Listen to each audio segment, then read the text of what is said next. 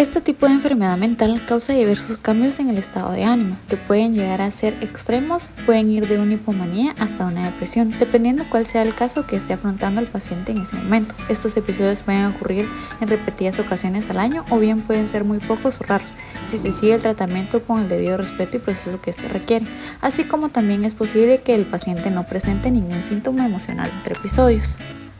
La familia es un factor muy importante para la prevención, la detección y el afrontamiento de este tipo de condición, para así poder ayudar al afectado con el mejoramiento de los episodios durante el curso de la enfermedad.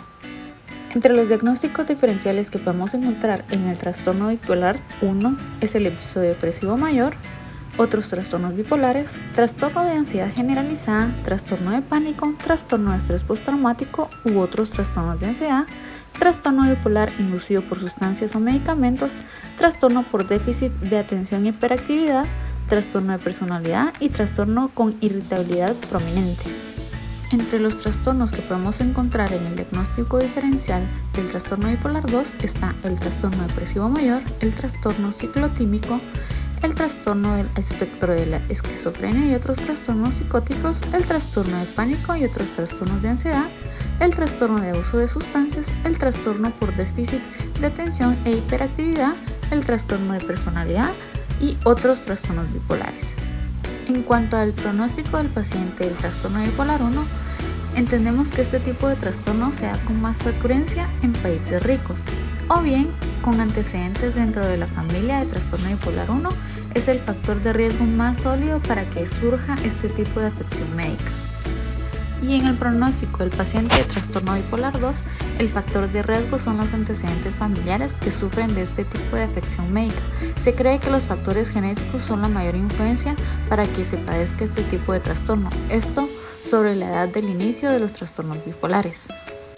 Los medicamentos relacionados con este tipo de afección son los antipsicóticos, los antidepresivos psicóticos y los estabilizadores del estado de ánimo.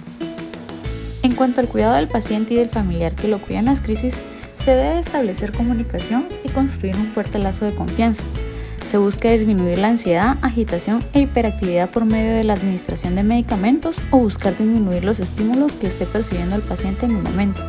Asegurar que la actividad física sea un elemento esencial en la vida del paciente, esto con el fin de liberar energía y tensión acumulada.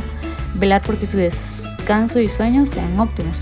Los regímenes alimenticios son importantes para un buen estado de salud, ya que por la gran ingesta de medicamentos puede llegar a generar problemas posteriores como gastritis o úlceras.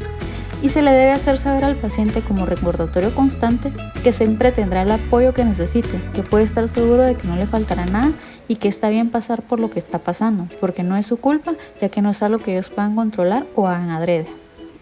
Entre las creencias, mitos y discriminación hacia la enfermedad mental, se suele creer que el trastorno bipolar es poco frecuente y que normalmente es gente que le gusta llamar la atención, pero lo cierto es que este tipo de afección llega a afectar solo en Estados Unidos a una estimada de 5,7 millones de adultos.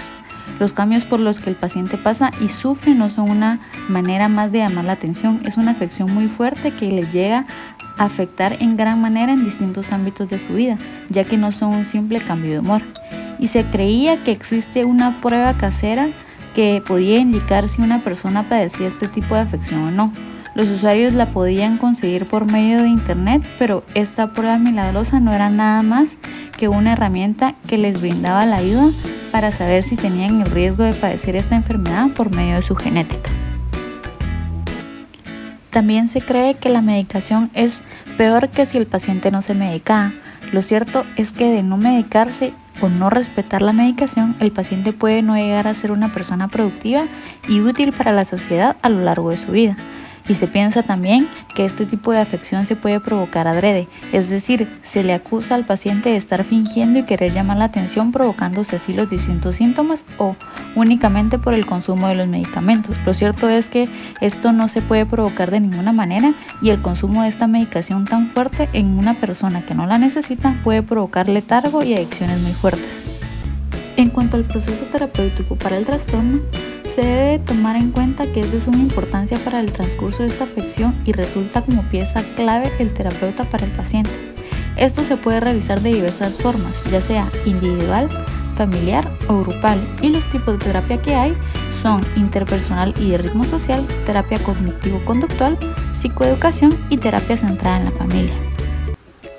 Gracias.